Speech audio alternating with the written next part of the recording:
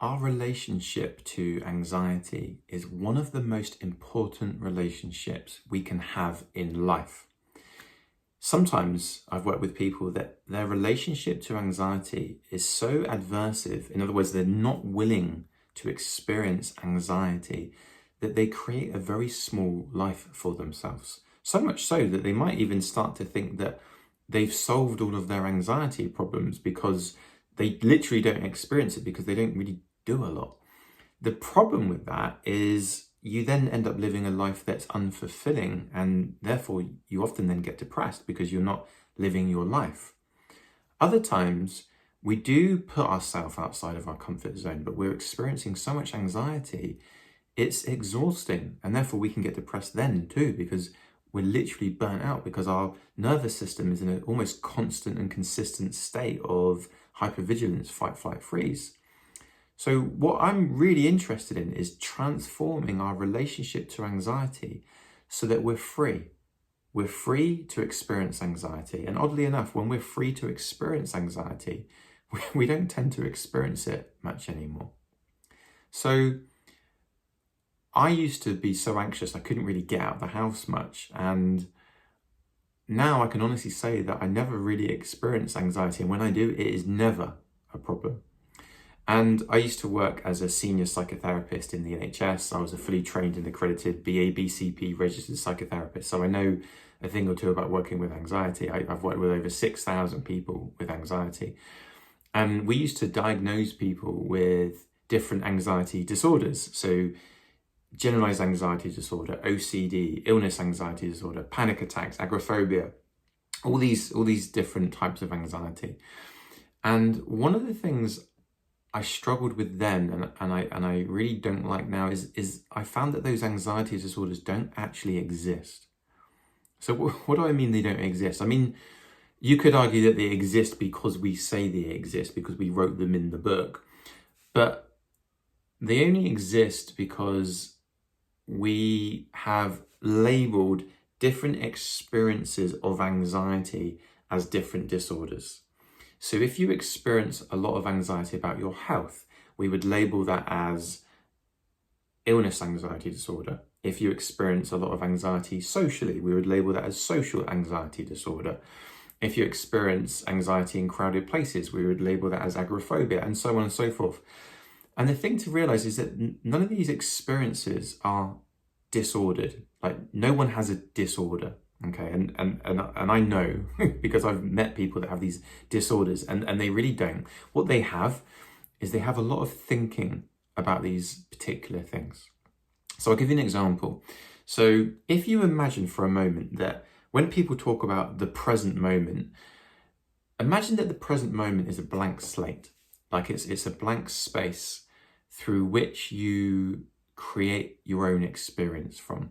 Imagine that there's this white screen and you can put certain things on this screen and you can experience that.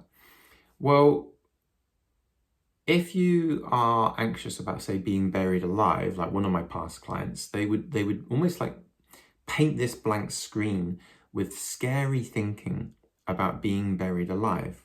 And they would say to me, "Oh, I have a fear about being buried alive." And when I stopped to think about it, I mean, I realized, well, yeah, I suppose I have a fear of being buried alive too. In other words, if I start to think about being buried alive, oddly enough, I get scared because it's scary thinking. Like, who would want to be buried alive?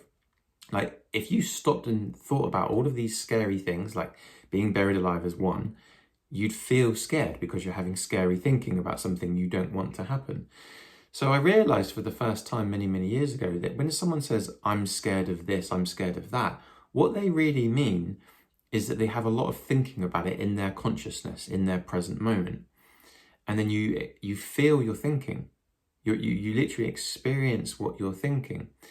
So then I started to realize that people would say these different anxiety disorders that don't exist, they just have a lot of thinking about things they don't want to happen. Now, as someone that used to have OCD, I would have a lot of thinking about needing to be in control and what would happen if I wasn't.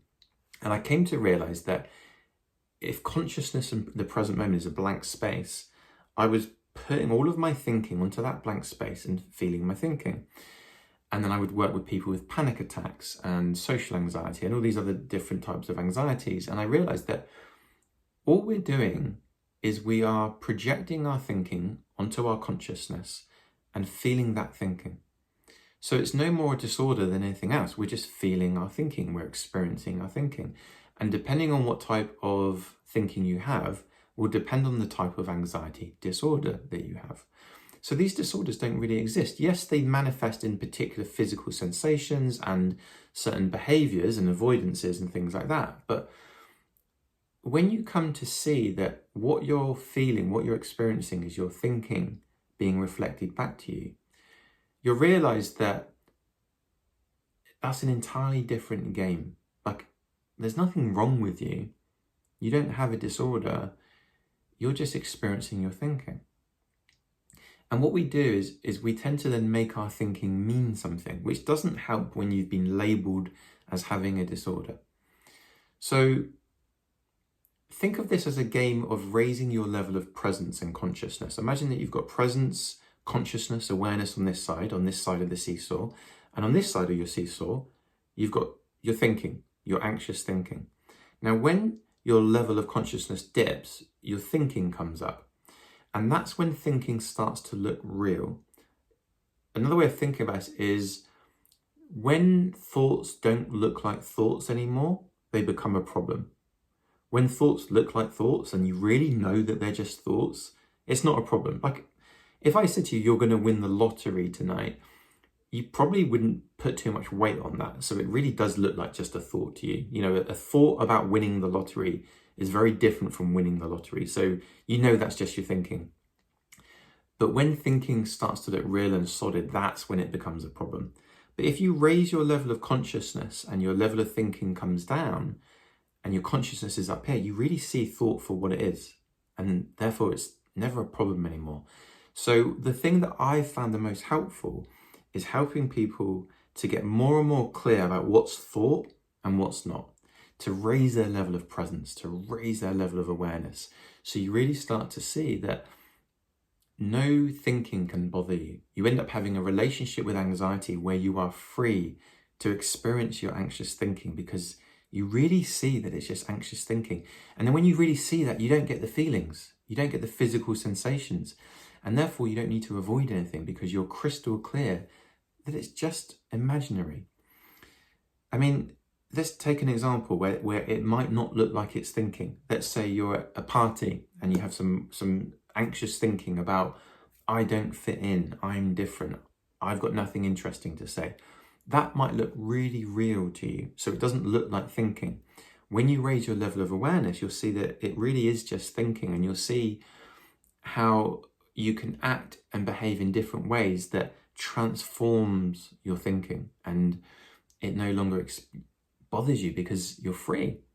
Another example is, well, what about if I'm anxious about my health and it's not my thinking, it really is a lump?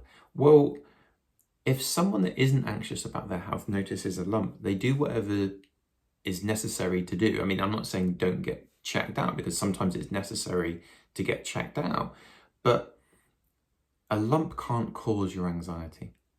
Thinking does that. The experience of anxiety doesn't come from a lump, it comes from thought. So really is a game of raising your level of awareness. So if you want to find out more, I'm running a workshop starting late October, early November, called Living Free from Anxiety. If you would like to check it out, follow the link in my description and you can register for the waitlist, and I'll tell you more about it in due course.